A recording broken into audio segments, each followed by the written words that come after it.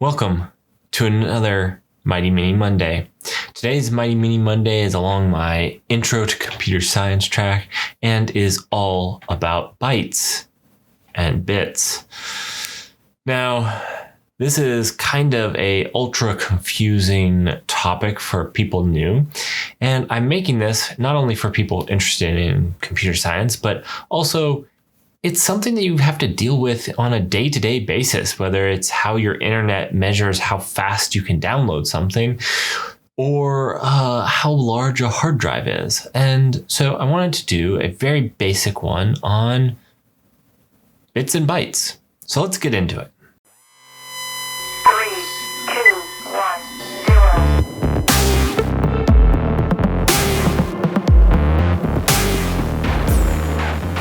The No Channel.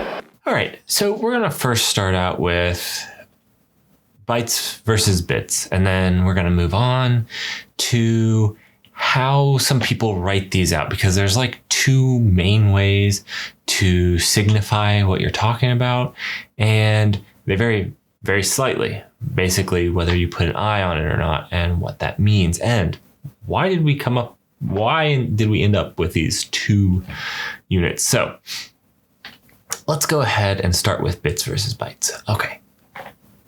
Bytes is a collection of 8 bits. So a single bit is the singular form of data.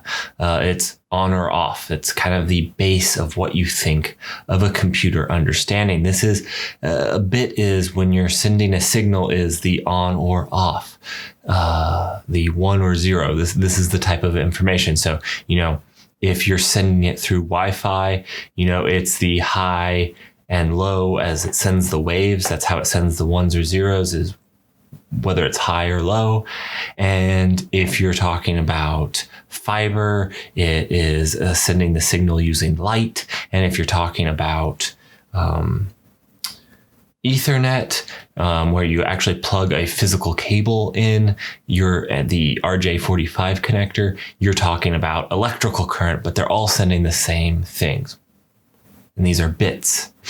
Now, a byte is a collection of 8 of those, and that's how most computer programmers use bytes, not as much interested in the bits. When we're talking about a 32-bit integer, we usually talk about these octets, 4 of them, the 4 containers that each contain 8 bytes.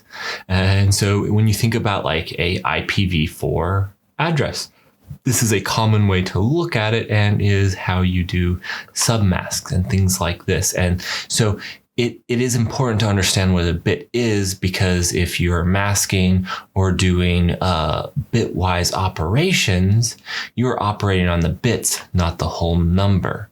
So when you're operating on a 32-bit integer, you are operating on those bits, not on what the integer is. So let's look at an integer, and let's look how that's represented in memory. So an integer, a 32-bit integer, takes up 4 bytes of memory. And if you're a C++ programmer or want to be into any of this low language stuff, this is the difference between char and wchar. How many bits are in that data construct. All right, so let's look at 100 and how it looks. So it's an integer, and the integer value is 100. That is the combination of all 32 bits. But it's not how it's represented in memory. 32 isn't what's put in memory. We have a collection of bits, and these bits are what's in memory. So let's look at the bits that are. Now, bits would then be binary. So binary is a base 2 numbering system. So the first one represents the 1's place, the 2's place, the 4's place, the 8's place, the 16th place, and the 32 place. All right, this is 100 in the 32-bit structure. Now, you can actually then derive what the max integer would be. A max integer would be the max number a 32-bit int can be. It's easy. You make them all ones. Now we can go into data structures if somebody wants to know like how a float works, because a float allows you to do a period and lets you have the decimal, and how these work. Very interesting. We can look at those if people are finding this type of stuff interesting. I probably will dig deeper into these things because we love digging deeper into these. But this is a very quick overview. So now we know the difference between a bit and a byte. So if I say that I have 1 byte per second upload and 8 bits per second upload, I'm talking about the exact same speed. So now we're kind of clear on that. And anybody that needs help with that, to understand that, internet providers are notorious for this because it makes them look like they are faster. They will give you 100 or 200 megabits per second, not megabytes per second. And this is a very vastly different number. Here they are. All right, now that we've gotten that, there's one other thing, and this actually came up in work the other day. There's 2 ways that we write kilobytes or megabytes or gigabytes. And a lot of the times we don't write out the whole thing, we shorten it. And this comes down to, there was some people that were upset with computer scientists for the way they use kilobytes, because the standardization that it's based off of is a base 1000. So a kilobyte should be 1000 bytes. And when you tell most computer scientists a kilobyte, they think 1024. And this is because we go off of a base 2 system and not a base 10 system. Now, to help signify which one you're using, you can now use GI for gigabytes, or just G for gigabytes. It's a semantic difference, but it makes a difference. So most of the time, if you use this, so in Kubernetes, if you write one or the other, the one would be a base 100, like everything is, that uses kilo and whatnot. And the other would be the base 1024, or multiple 1024, base 2.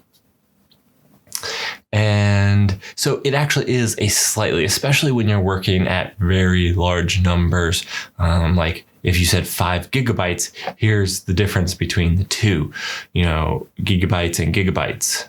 So I hope that clears that up a little, just when you're typing them out. So we can look at, I'll pull up some YAML files here, and you can see how you can annotate them and what they mean. And all again, this is just whether it is 1000 of or 1024 of. So these are things you should be aware of, especially if a very little matters. Most of the time, if you said that my application needs 500 megabytes of memory, you don't really care which one it is. Most of the time, that's not a big deal. But there are times when it really matters, especially when you're working in embedded systems or things like that. All right.